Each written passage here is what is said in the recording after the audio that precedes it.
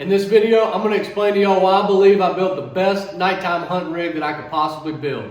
In this video, I'm going to go through all the parts and pieces that we use, the reasons why we use it.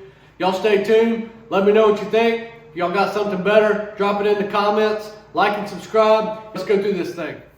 All right, guys, I'm going to do my best to try to break this thing down and try to get y'all the information that y'all would possibly want to know, any questions that y'all might possibly have. So I'm going to try to do that the best I can in kind of a sequential order that's going to make most sense to people. So first things first, question I'm going to get asked is why a bolt gun? So the reason we choose a bolt gun is a few things. I'm going to get the elephant out of the room that everybody says that a bolt gun's not as accurate as an AR. That is true. I don't believe that to be true for 95% of the people out there. So for you shooting 100 to 200 yard shots, which most people are doing, I don't think that you're going to shoot a difference in a bolt gun accuracy and a higher end AR-15 accuracy or AR-10. So you go buy Palmetto State Armory 16-inch 300 blackout, yeah, you're probably going to see a difference. But if you buy a somewhat nice AR platform rifle, I don't think you're going to be able to shoot that difference. So it's really not the accuracy. It does play a distance out farther, hence why competition guys, nobody's winning a competition with a gas gun. So that is a thing, but that is not the reason why. One of my main reasons is safety. I know that sounds crazy, and I know it's, you can be safe with an AR, I'm not saying you can't, but we like to keep our guns unloaded until we're hunting. So we go out there, these guns are not loaded. We do have rounds in the magazine, we do not have rounds in the chamber. Everybody that we hunt with, that's what we do. We found that that's the best and easiest way to not get shot on accident. We're using light triggers. We do not want to walk around with guns loaded, so that's what we do. So the reasoning is, when we're on stand, we set the call out, we come back, we're ready to hunt. I can start that call. We can all easily open this bolt, slide around in. We can be quiet. We can be deliberate. We know exactly that round is in there. We know exactly that when we close that bolt, we are ready to hunt. With an AR, as y'all know, when you try to send that thing home, one, it's loud, or if you try to do it quiet and use the button on the side to kind of press it in there, sometimes it goes click. In the past, Brett will tell you, he has went click a lot because he used to run a gas gun.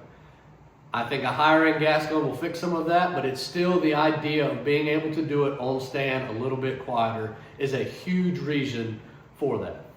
The other reason people are going to say that an AR-10 is better is the follow-up shots, and I 100% agree. I think most people will be able to get on a follow-up shot with an AR faster than a bolt.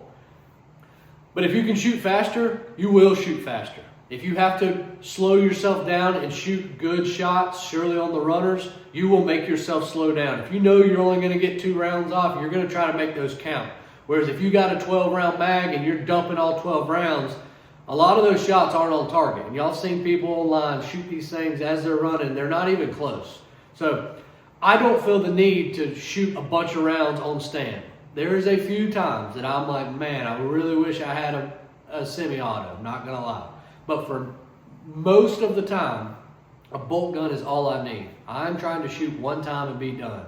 2 dogs come in, hopefully I'm shooting with somebody else. They get one, I get the other. So sometimes on pigs, we'd love to shoot them running, especially for some good video for y'all, but that is the reason that I've chosen a bolt gun. The last reason on the bolt gun is the trigger. I know they've got some really high-end triggers for ARs. Maybe I'm just petty on my trigger, but these triggers allow me to go down to like 0.4 ounces or 4 ounces, something crazy. And it gives me that range. So some people like a little heavier trigger. Some people like if you touch it goes off. The ARs seem to just not have as much adjustability in that. So I think a lot of accuracy comes down to a trigger pull. And if that trigger pull is not exactly how you want it, then your accuracy is going to fall off as well. It doesn't necessarily mean it's the gun.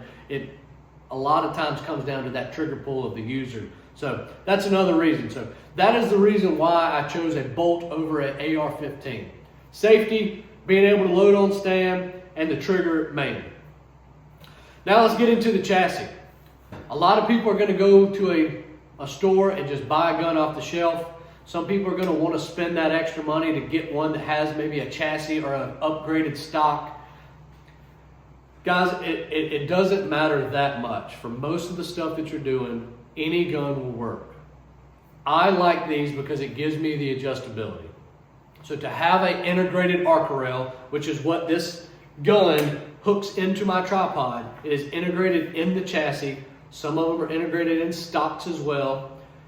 It just makes it a lot easier. I don't have to worry about that thing coming off. So Brady has a gun that has it mounted on the bottom of it. It works fine. It's just another piece, more screws that have to be put on. So this, for me, is a huge help. You'll see when I'm sighting it in, I put my bipod on the end. People without an integrated arc rail or one that goes the full length of their chassis, they have to put their bipod way back here. So I like to be able to set this thing up like I was shooting, get this thing accurate. That's how I test all my distances. So it just helps me out for sure. The other thing, it gives me the ability to put magazines in. A lot of these stocks that come with guns, have the little small magazines, or you don't even have a magazine. So this gives me the ability to swap magazines out fairly well.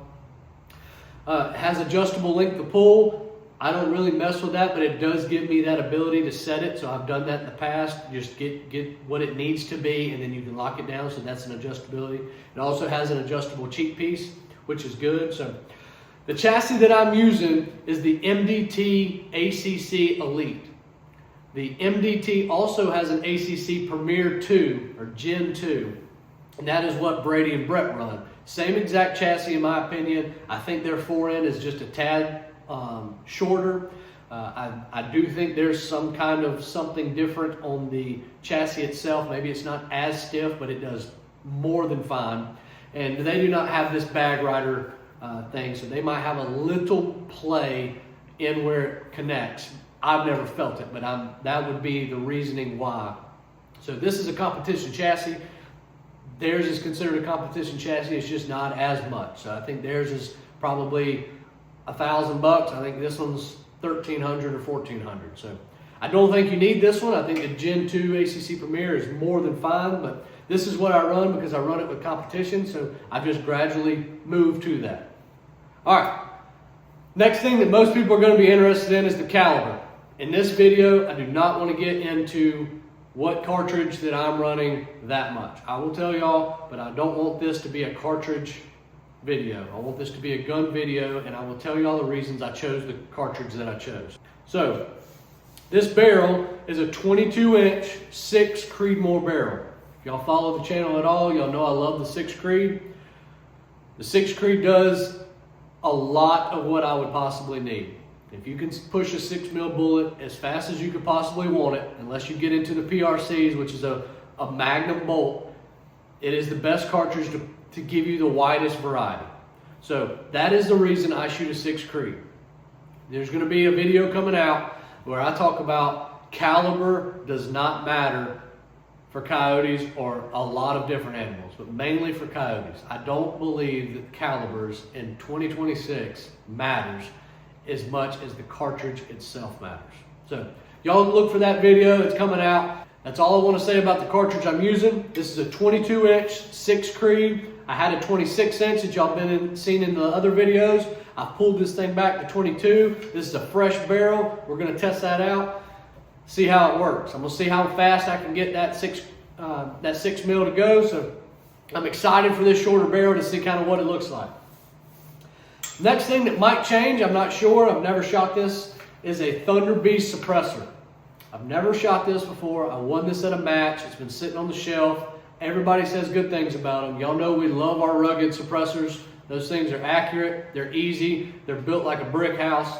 I just wanted to give this a good shot. So the ruggeds are not as quiet as a lot of cans. I've heard these are pretty quiet. I've got the Recoil X, makes an adapter for this. This normally has a little break on the end. So I've got this cap from Recoil X to put it on to kind of quiet it down just a little bit. So excited to shoot this Thunder Beast. Next thing I want to talk about, what just came in, is the Impact Precision Action. Guys, actions are a big deal. There's different reasons why. I'm going to do a full video on actions, custom actions versus factory barrels. I'm going to do a video on all that. But a concise census is that if you buy an action that can use pre-fit barrels, which is barrels that can be spun up to a certain spec and sent to you. You don't have to send your action out to gunsmiths. They're already pre-done. It gives you the ability to screw on barrels from multiple different people. Everybody's got the same style. To screw those on, and you don't have to send your action off. So if you're shooting and you're like, hey, I want to try a different caliber, all you do is go find one. They ship it to you. You screw it on yourself. I'll go through all of that. So that's the reason I wanted to try these Impact Precision actions. This is a 737. I've heard nothing but good things. A lot of people in the competition world are shooting them. Again, an action is an action, guys. If you get a cheaper action, as long as the bolt runs, as long as the trigger is good for you, and as long as you get a good gunsmith to make a good barrel fit, I don't know what you're going to gain out of it. So there are different price points in actions. This one is a fairly expensive action, but it's doing what I want it to do.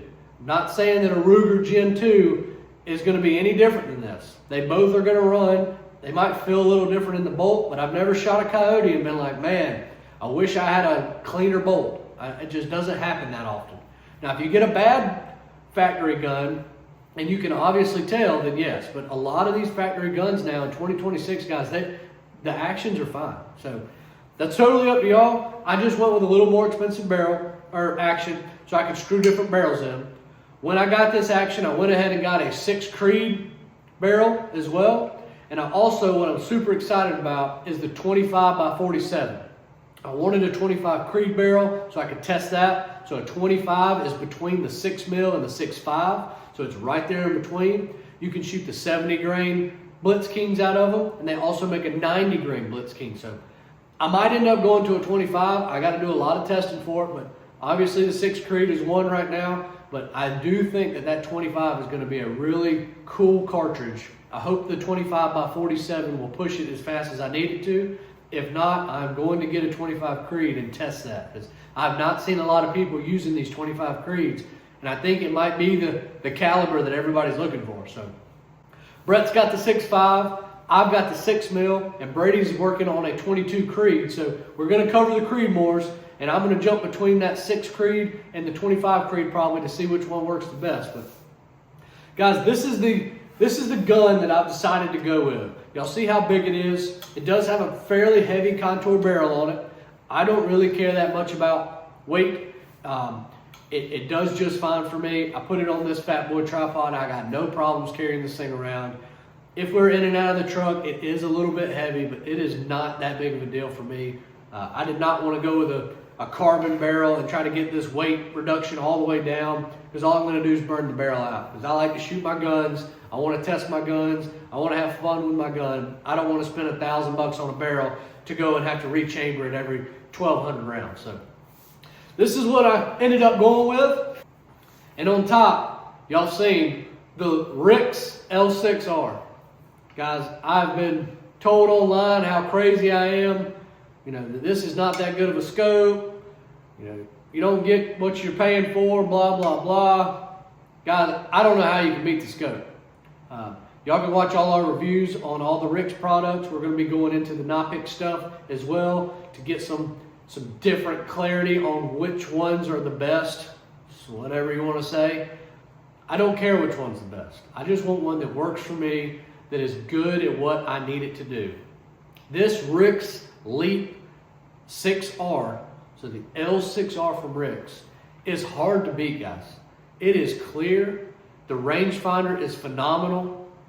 The ballistics calculator, for as far as anybody here is going to want to shoot, does perfectly fine. I've shot targets out to 700 yards just fine. Killed a coyote at 516 yards. I got no problems with the scope, guys.